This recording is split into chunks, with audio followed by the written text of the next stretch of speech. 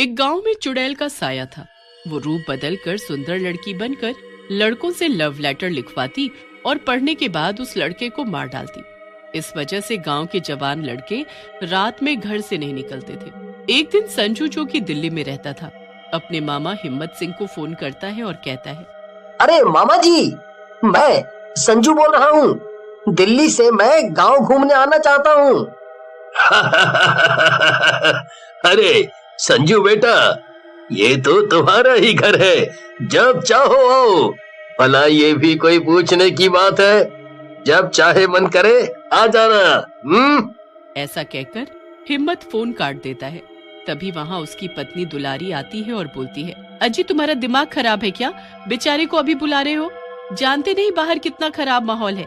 चुड़ैल गांव के जवान लड़कों को मारे डाल रही है। दुलारी की बात सुनकर हिम्मत सिंह भी घबरा जाता है और संजू को ना आने के लिए बोलने के लिए फोन मिलाता है, लेकिन संजू का फोन नहीं मिलता। अब क्या करूं?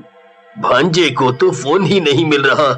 दुलारी कह तो सही रही है, पर अब क्या कर सकते हैं? आने दो संजू को, मैं उसे समझा दूंगा चौकन्ना रहने के लिए। उधर संजू भी प्रेमनगर जाने वाली बस में बैठ जाता है। प्रेमनगर की बस में बैठी सारी सवारियां डरी और चुप होती हैं। रास्ते में बस का टायर पंचर हो जाता है। सारी सवारियां बस से उतरकर पास वाले ढाबे में चली जाती हैं। संजू बस के ड्राइवर के पास जाता है और पूछता है, अरे भाई, बस ठीक होने में कितना टाइम लगेगा? मुझे रात होने से पहले प्रेमनगर पहुंचना है। भैया, अब जो समय लगना है वो तो लगना ही है। वैसे भी प्रेमनगर में कोई बस रात में नहीं जाती। अगर ज्यादा लेट हो जाएंगे तो इसी ढाबे पर ही रात गुजारनी पड़ेगी। ऐसा कहकर ड्राइवर बस का टायर बदलने में लग जाता है और संजू भी ढाबे के अंदर चला जाता है और एक टेबल पर बैठ जाता है। काफी देर हो जाने पर संजू वापस बस वाले के पास पहुंचता है और पूछता है, भैया अब कितना टाइम लगेगा? तुमने तो बोर ही कर दिया। इतनी देर में तो पैदल ही पहुंच जाता मैं प्रेमनगर। भैया देखो, अब आज तो ये बस चलने से रही, क्योंकि थोड़ी देर में रात हो जाएगी और तुम्हें जल्दी जाना है, तो जैसे आप कह रहे हो वैसे ही चले जाओ। 11 नंबर की बस पकड़कर। बस 5 किलोमीटर है प्रेमनगर यहाँ से। बस वाले की बात सुनकर संजू अकेले ही गांव की तरफ निकल जाता है। ये ड्राइवर भी ना, जब देखो मुंह चलाने लगते हैं। इन्हें क्या लगा मैं जा नहीं सकता? मैं अकेले ही पैदल चला जाऊंगा। संजू चलता चलता प्रेमनगर के पास वाले जंगल के पास पहुंचता है। अंधेरे घने जंगल को देखकर संजू भी थोड़ा घबरा जाता है। वैसे तो ड्राइवर सही कह रहा था। मुझे रात में वहीं रुक जाना चाहिए था। कितना घना और भयानक जंगल है। तभी चुड़ैल संजू को देखती है और सोच में पड़ जाती है। अरे वाह, क्या बांका और हीरो टाइप लड़का है। मैं तो इसे अपना बॉयफ्रेंड बनाऊंगी। शहरी है। ऐसा कहकर चुड़ैल लड़की बनकर एक पेड़ के नीचे बैठ जाती है। संजू को लड़की दिखती है और वो लड़की आम के पेड़ के नीचे आम बिन रही होती है। ये देखकर संजू डर जाता है। ये कौन लड़की है? वो भी इतने घने जंगल में, वो भी अकेले। संजू को देख लड़की संजू के पास आ जाती है और बोलती है, अरे तुम इस गांव के तो नहीं लगते। कौन हो? कहाँ से आ रहे हो? लड़की देखने में बहुत ही सुंदर होती है। इतनी सुंदर लड़की को देखकर संजू हैरान रह जाता है और सोच में पड़ जाता है। इतनी सुंदर लड़की, कहीं ये चुड़ैल तो नहीं? ये पक्का चुड़ैल है। नहीं तो इतनी रात में यहाँ क्या कर रही है? अगर ये चुड़ैल है तो इसके पैर जरूर उल्टे होंगे। संजू लड़की के पैरों की तरफ देखता है, लेकिन लड़की के पैर सीधे होते हैं। ये देख संजू का डर दूर हो जाता है और वो मुस्कुराने लगता है। उसे मुस्कुराते देख लड़की बोलती है, तुम पक्के शहर से हो, तभी बदतमीज भी हो। एक तो बातों का जवाब नहीं दे रहे हो, ऊपर से हंस भी रहे हो। लड़की की बात सुनकर संजू बोलता है, नहीं, मैं संजू हूँ और दिल्ली से अपने मामा से मिलने आया हूँ। उनका नाम हिम्मत सिंह है। अच्छा, तो तुम हिम्मत अंकल के भांजे हो। मैं भी इसी गांव में रहती हूँ। मेरा नाम रूपा है। तुम जल्दी से यहाँ से चले जाओ। रात में यहाँ रुकना ठीक नहीं है। मैं भी बस पिताजी के आते ही यहाँ से चली जाऊंगी। रूपा की बात सुनकर संजू वहाँ से चला जाता है और हिम्मत सिंह के घर पहुँच जाता है। हिम्मत भी अपने भांजे को देखकर खुश हो जाता देखा भगवान, मेरे शेर जैसे भांजे को अकेले ही आ गया, वो भी रात को। वाह, बिल्कुल मेरी तरह बहादुर है मेरा भांजा। तुम तो बस अपनी शेखी हाँकने लगो जब मौका मिले तो। अरे इतनी दूर से आया है बेचारा, पहले उसे खाने तो दो कुछ। फिर संजू रोटी खाकर सो जाता है और अगले दिन रूपा की तलाश में गांव में घूमने निकलता है। रूपा उसे एक घर के बाहर खड़ी दिखती है। संजू उसके पास जाता है और बोलता है, अरे तुम तो बहुत सुंदर हो यार, रात से भी ज्यादा। संजू की बात सुनकर रूपा हंसने लगती है और बोलती है, अच्छा मैं इतनी सुंदर हूँ तो कल मेरे बारे में कुछ अच्छा सा लिख कर लाओ, मैं कल तुम्हें उसी बाग में मिलूंगी। ऐसा कहकर रूपा वहाँ से चली जाती है। संजू भी घर पर आकर पन्नों में रूपा के लिए कुछ लिखने लगता है। फिर संजू रूपा के लिए एक लव लेटर लिखकर ले जाता है और रूपा को दिखाता है। अरे वाह शहरी बाबू, तुम तो बहुत रोमांटिक हो, मजा आ गया लव लेटर पढ़कर। रूपा की बात सुनकर संजू भी खुश हो जाता है और बोलता है, चलो मेरी मेहनत सफल हो गई। पता है इस लेटर के चक्कर में मैं रात भर नहीं सोया। अब तुम कल लिख कर लाओ मेरे लिए। फिर संजू और रूपा वहाँ से चले जाते हैं और अगली सुबह रूपा भी संजू के लिए लेटर लिखकर लाती है और संजू को पढ़ने के लिए देती है। संजू लव लेटर पढ़ने लगता है।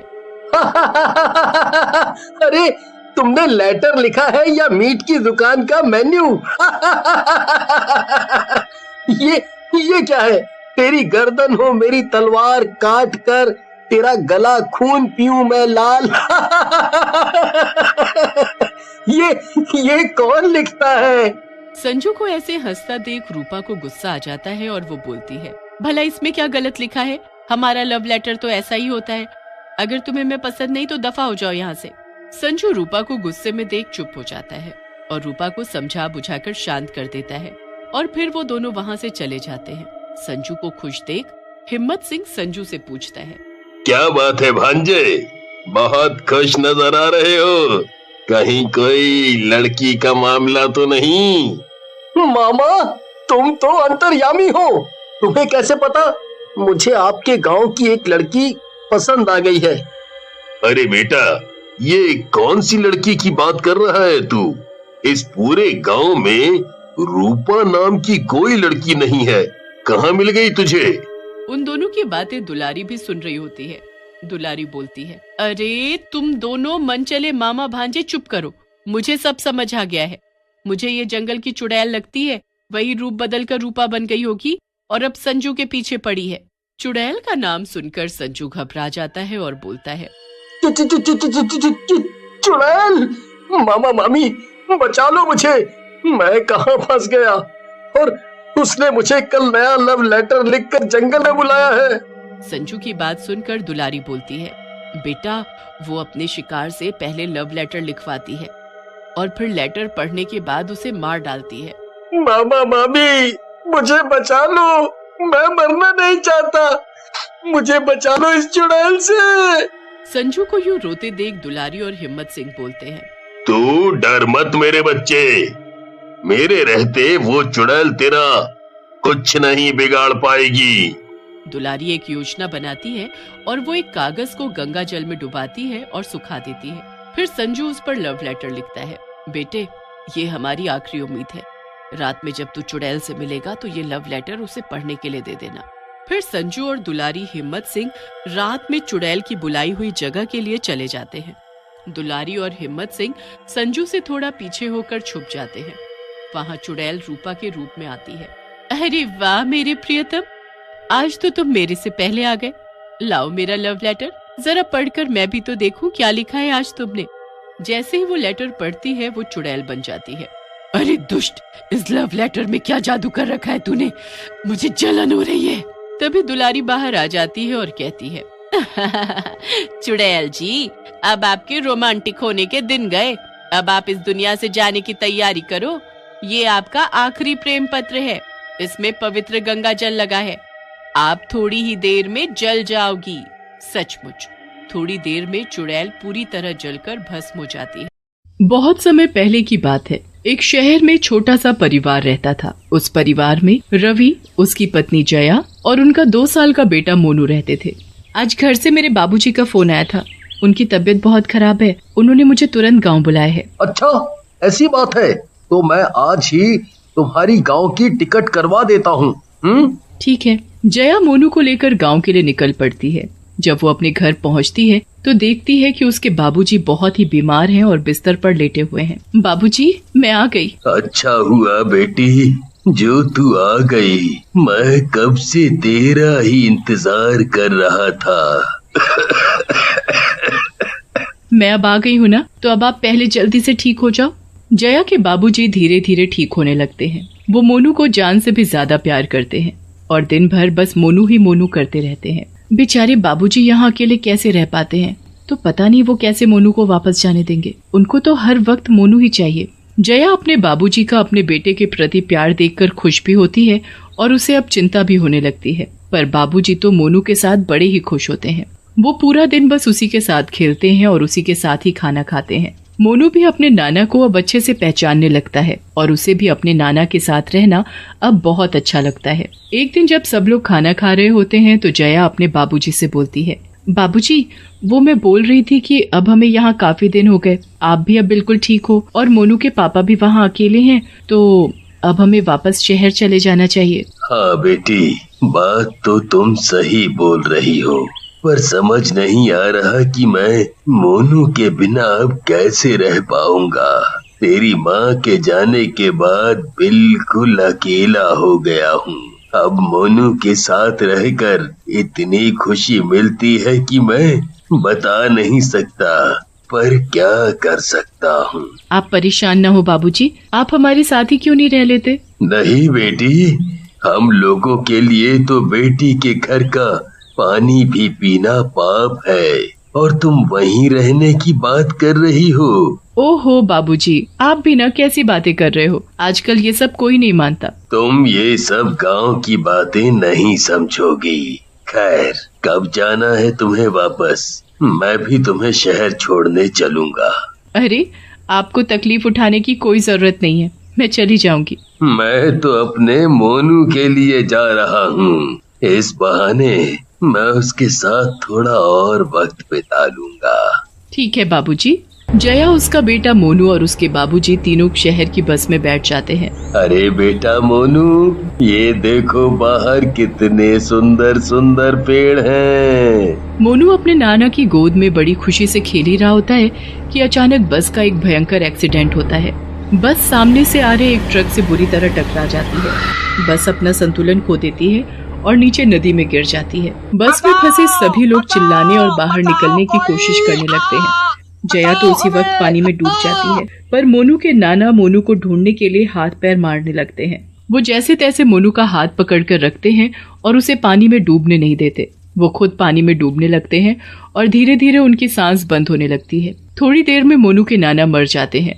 मोनू के नाना मरने के बाद भूत बन जाते हैं और मोनू को मरने से बचा लेते हैं। इसके बाद वो इंसान के रूप में खुद को बदलकर मोनू को घर ले जाते हैं। मोनू और उसके नाना को घर वापस आते देख पड़ोस की शीला उनसे पूछती है, अरे बाबूजी, आप वापस कैसे आ गए और जया कहाँ है? वो अभी मोनू कुछ और दिन यहीं मेरे पास रहेगा और रमा भी बस पीछे पीछे आ रही है। अच्छा, चलो ठीक है। नाना जी मोनू को जल्दी से घर के अंदर ले जाकर दरवाजा अंदर से बंद कर देते हैं और वापस अपने भूतिया रूप में आ जाते हैं।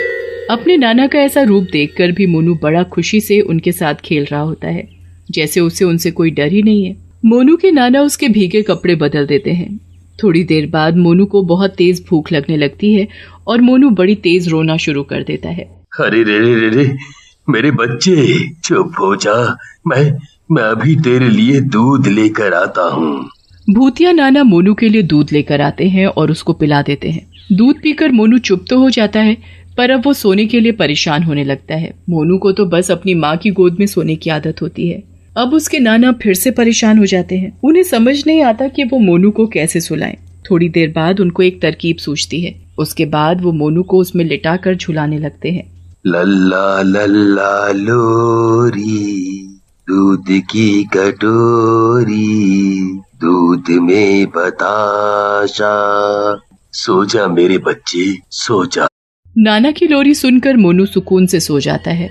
उसके नाना भी वहीं बैठ जाते हैं। और मोनू और जया के बारे में सोचने लगते हैं। नाना, अब क्या होगा मेरे मोनू का और मेरी बेटी जया? बेचारी मेरी बच्ची जाने कहां नदी में बह गई, जो मुझे आखिरी बार उसकी शक्ल देखनी भी नसीब नहीं हुई। पता नहीं दामाद जी को इस हादसे के बारे में कुछ पता भी है या नहीं, पर अगर उन्हें पता चलेगा तो वो मोनू को यहाँ से ले जाएंगे। फिर मोनू का वहाँ शहर में कौन ध्यान रखेगा? दामाद जी तो ऑफिस चले जाएंगे। नहीं नहीं, मैं मोनू को किसी को नहीं दूंगा। मुझे इसे सबकी नजरों से छुपा कर रखना होगा। हाँ, सबकी नजरों से छुपा कर रखना होगा। मोनू के नाना मोनू को अकेले ही पालने लगते हैं और गांव वालों को इस बात की भनक भी नहीं लगने देते कि वो मर चुके हैं। वो हमेशा अपने घर के दरवाजे को बंद रखते हैं ताकि वहाँ कोई ना आ सके। ऐसे ही धीरे धीरे 2 दिन बीत जाता है। मोनू के नाना मोनू को बिल्कुल एक माँ की तरह पालने लगते हैं। वो रोज सुबह उठकर उसे नहलाते, उसे खाना खिलाते और उसके साथ खेलते। मोनू को भी अब धीरे धीरे अपने नाना के साथ रहने की आदत पड़ जाती है। एक दिन पड़ोस की शीला कुछ काम से वहां आ जाती है और दरवाजा खटखटाने लगती है। मोनू के भूतिया नाना आवाज सुनकर घबरा जाते हैं।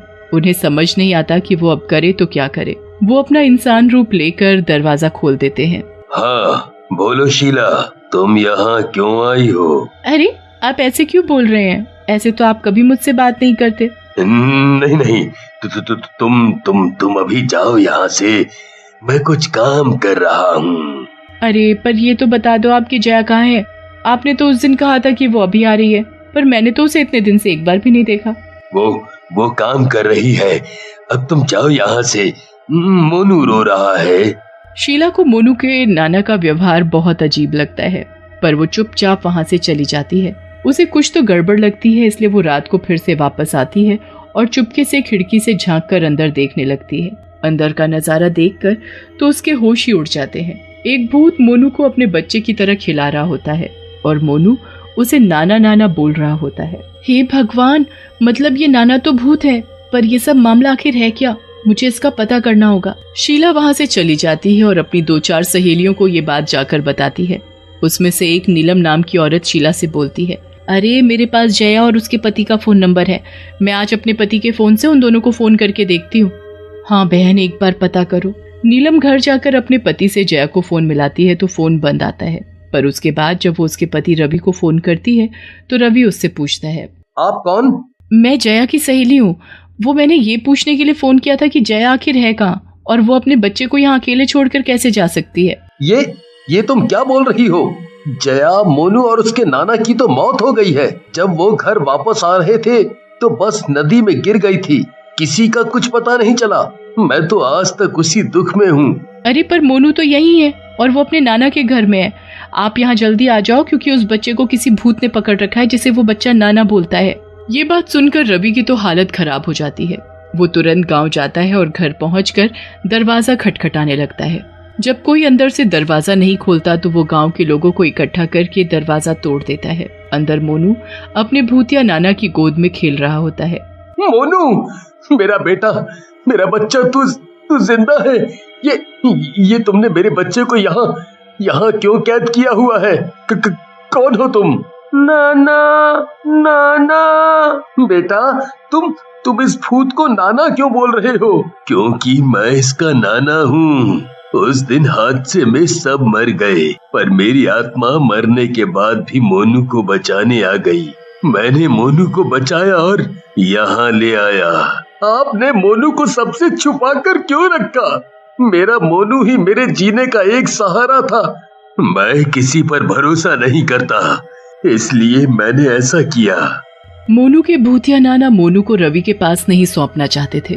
पापा, पापा।